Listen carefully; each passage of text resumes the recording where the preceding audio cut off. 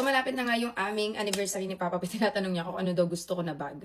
Actually, guys, hindi na ako masyado ngayon bumibili ng bag kasi sobrang dami kong bag. Marami pa akong hindi na-unbox talaga ng mga bags dyan. Ngayon kasi yung ano ko talaga is mga property, yung mga useful, practical. Like, pagka tumatanda ka na talaga, iniisip mo na talaga yung mga anak mo. Kasi ako ngayon, ang nahihilig ako ngayon, mga properties. Kaya mga binibili ko ngayon, mga pinapa-Airbnb ko, mga units, land, house. Kasi yun is, in case na mawala kaming dalawa ni Papa P, at least meron silang magandang future. Ako kasi ang dami ko ng bag. So sabi ko kay Papa P, ayoko ng bag. Ang gusto ko talaga is, ngayon na ipapabili is yung, nagugustuhan akong golf cart. Since meron nga kaming bahay doon sa Anvaya, may member din kami doon ng golf. At saka, dito sa Ayala Alabang, meron akong gustong bilhin na nasa 700,000 kasi yun. So sabi ko, yun na lang irigalo niya sa akin. Well, bibili naman talaga kami. Pero ako kasi pag kami nagustuhan ako, binibili ko na rin din para sa sarili ko. Ngayon marami naman na akong bag. Kung may magustuhan man ako, bibiliin ko na lang. Anyway guys, sabi niya, Mi, lalo kang gumaganda. Thank you so much guys. Nagulat ako dahil 6/6 sale ngayon.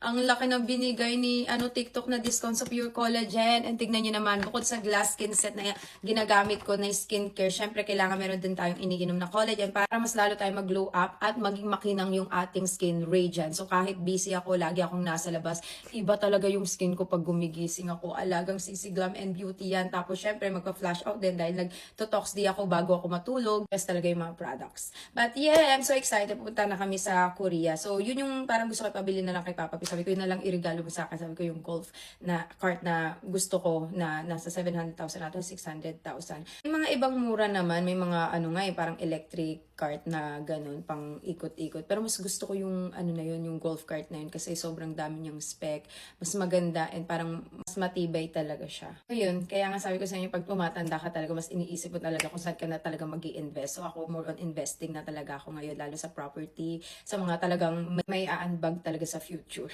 So anyway guys, magla-live ako mamaya as kita-kita tayo 6/6 sale kasi ngayon, kaya kung gusto niyo. Pero ang gift talaga namin dalawa ni Papa P sa isa't isa is yung nagpa-member kami kahapon dun sa sa Alabang Country Club, dun sa golf, di ba? Medyo mahal. Pero okay lang din kasi pares naman din kami na nahihilig ngayon sa golf. So yun yung regalo namin sa isa't isa ngayong anniversary namin. Pero sa akin naka-name talaga yun. Pero pagka ikaw nagpa-member, kasama rin naman pati yung spouse mo, pati yung kids mo. So pwede sila pumunta doon, pwede kami mag-banding, mag-swimming, kumain, mag-chill, maraming restaurant, and mag-play din ng golf. Actually, good investment din talaga pagka nagpa-member kayo sa mga golf, ganyan. Kasi tumataas din talaga yung value in case na in the future gusto nyo siya i-sell and pwede mo siya ipamana sa anak mo. Nung pandemic nga, ilang years ago, nasa 8 to 9M lang. Ngayon, nasa 18 million to 20 million na.